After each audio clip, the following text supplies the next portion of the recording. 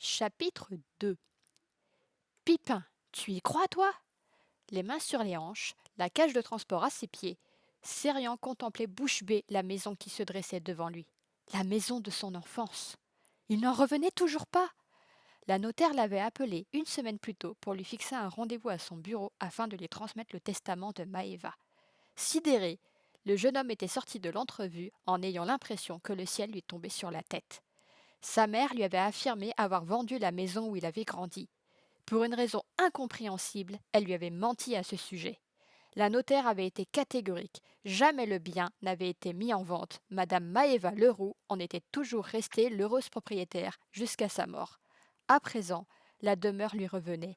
À lui. Il osait si peu y croire qu'il avait supplié sa patronne de lui accorder quelques jours de congé supplémentaires pour aller vérifier par lui-même.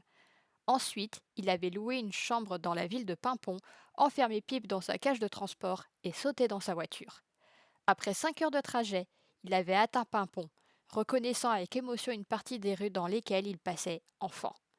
Sans s'arrêter, il avait suivi l'une des routes avant de bifurquer sur un chemin de terre qui se transformait en un sentier isolé d'une propriété privée, au bout duquel se dressait une charmante petite maison, la sienne. Sans attendre, le jeune homme avait quitté la voiture et posé Pipin par terre. À présent, il contemplait l'extérieur en se demandant s'il ne nageait pas en plein rêve. Rappelé à l'ordre par son chat qui lui signalait qu'il en avait ras les moustaches d'être enfermé, Sérian se baissa pour le libérer. Pip délaissa aussitôt sa prison, puis étira longuement ses pattes et son dos en bâillant. Ne t'éloigne pas trop, hein. On fait un tour d'horizon puis on va au gîte pour dormir. Une petite halte à la crêperie ne serait pas du refus pour le dîner. Mais pour l'heure, il fouilla dans sa boîte à gants, d'où il extirpa les clés de la demeure, fournies par la notaire. Cependant, le jeune homme ne pénétra pas tout de suite à l'intérieur, préférant examiner l'extérieur. Sans être nickel, la maison était tout de même en assez bon état pour un endroit laissé à l'abandon pendant 15 ans. Pas de fenêtre brisée, la porte était sur ses gonds et fonctionnelle. Aucun squatteur n'était passé par là. Le portail qui délimitait l'accès au jardin grinça lorsqu'il le poussa, assez fort pour que Pip couche ses oreilles en arrière. L'humain et le chat pénétrèrent ensemble sur le chemin de gravier qui conduisait au perron. Il y avait des herbes folles partout. Sérian n'osa pas s'y aventurer pour contourner la maison et gagner le jardin arrière, n'ayant pas envie de croiser quelques habitants qui pourraient avoir élu domicile dans cette végétation affolante.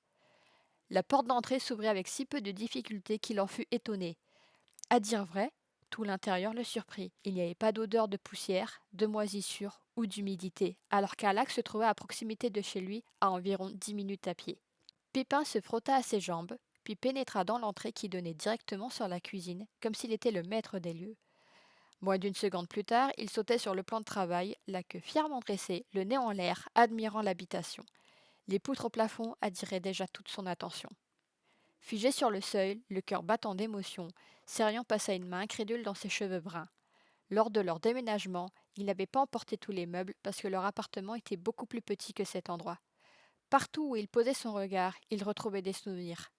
Le plan de travail où sa mère préparait toutes sortes de tartes, gâteaux et potions qu'elle disait magiques, la grande table ronde où il dessinait des princesses, des princes, des elfes et des fées sur son temps libre. À ce même endroit, il faisait aussi ses devoirs, le soir, en rentrant de l'école. La cuisine s'ouvrait sur une partie salon, complètement vide pour le moment. Mais c'était à cet endroit précis, atteint d'une bonne grippe, qu'il était tombé amoureux pour la première fois. Maëva l'avait mis devant le dessin animé de Pousselina et il avait senti son cœur battre en voyant le prince Cornelius. Ah, qu'il avait rêvé de ce prince des fées. Au point qu'à l'époque, lorsqu'il voyait un bourdon dans le jardin, il voulait toujours vérifier si aucune fée n'était perchée sur son dos. Il se décida à avancer. Traversant la cuisine et le séjour, il ouvrit la porte-fenêtre qui donnait sur l'extérieur. Le battant ne lui opposa aucune résistance.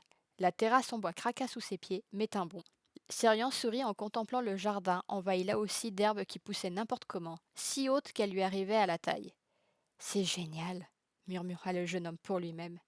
Retournant à l'intérieur, il grimpa l'escalier qui débouchait sur un petit palier. La première porte donnait sur la salle de bain. Ensuite, il y avait sa chambre d'enfance, puis celle de Maëva. Un grand escalier permettait d'accéder au grenier, où il n'osait pas trop s'aventurer autrefois. Non pas que la pièce était dangereuse ou poussiéreuse, non. Au contraire, tous les combles étaient aménagés. C'était le territoire de Maëva. là où elle concoctait ses bijoux et potions, là qu'elle gardait ce qu'elle appelait son grimoire, ses plantes séchées, ses bougies et son autel. Il savait que c'était des choses importantes pour elle et ne voulait pas la déranger en plein rituel. La main sur la rambarde, il hésita à monter. Mais c'était trop tôt. Même si Maeva avait sûrement tout emporté en déménageant à Bordeaux, que sa pièce ici était vide, il n'avait pas encore le courage d'y entrer. Pas encore? À cet instant, Sirian sut qu'il reviendrait. Il ne pouvait pas ignorer cette maison, ne pouvait pas non plus se résoudre à la vendre. Il venait à peine d'arriver, déjà il se sentait mieux, moins stressé. Tout était si calme, si tranquille. Il fallait qu'il revienne vivre ici. Pipin aurait un superbe terrain de jeu entre la demeure et le grand jardin. Il pourrait même le promener dans les bois en le gardant sous surveillance, bien sûr. Alors, tu en dis quoi, Pip demanda-t-il à son chat qui explorait la chambre d'enfant. Tu aimerais qu'on s'installe ici? En réponse, Pipin se frotta encore contre ses chevilles avant de sauter sur le rebord de la fenêtre réchauffée par le soleil et de s'y poser pour faire une sieste bien méritée. Pour la première fois depuis des jours, Sérian sentit une bulle de joie éclater dans son cœur. La motivation redonna des couleurs à son visage. Ces derniers temps, il n'avait plus la force de gérer les affaires post-enterrement. Aujourd'hui, il voyait avec clarté comment pouvaient se dérouler les semaines à venir, dans quel ordre accomplir les tâches, le temps pour obtenir un résultat où il pourrait être heureux. Personne ne pouvant le juger, le jeune homme pirouetta sur lui-même, de bonne humeur, puis redescendit l'escalier en chantonnant. Il voulait refaire le tour de la maison en prenant davantage son temps. Il commençait déjà à se projeter. Il ignorait pourquoi sa mère lui avait menti, mais dans la mesure où il était actuellement aux anges, il ne lui en tenait pas rigueur. Elle savait combien cet endroit lui manquait, elle avait sûrement une idée derrière la tête. Peut-être même était-ce ça la surprise dont elle lui avait parlé quand ils envisageaient leurs vacances. Tout à son exploration, Sirian ne remarqua pas la toute petite silhouette ailée qui se cachait entre deux lattes de la terrasse. Attentive, la créature l'observait s'arrêter ici et là dans les pièces de la maison. Enthousiaste, l'humain prenait des notes sur son téléphone portable, tout en parlant à voix haute pour lui-même. Il faudrait vérifier l'eau, l'électricité et les canalisations, et installer Internet. Ici, je pourrais remettre le canapé et la table basse. Lorsque Sirian lui tourna le dos, le fée s'envola pour rejoindre les siens. Un sourire ravi étirait ses lèvres, tandis que ses ailes battaient pour l'emporter plus loin. Il allait rentrer auprès des siens avec une merveilleuse nouvelle. Il était de retour, et paraissait vouloir rester.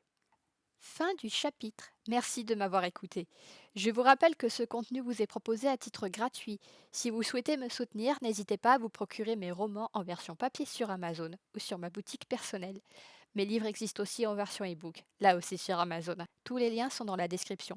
Merci encore à vous pour votre écoute.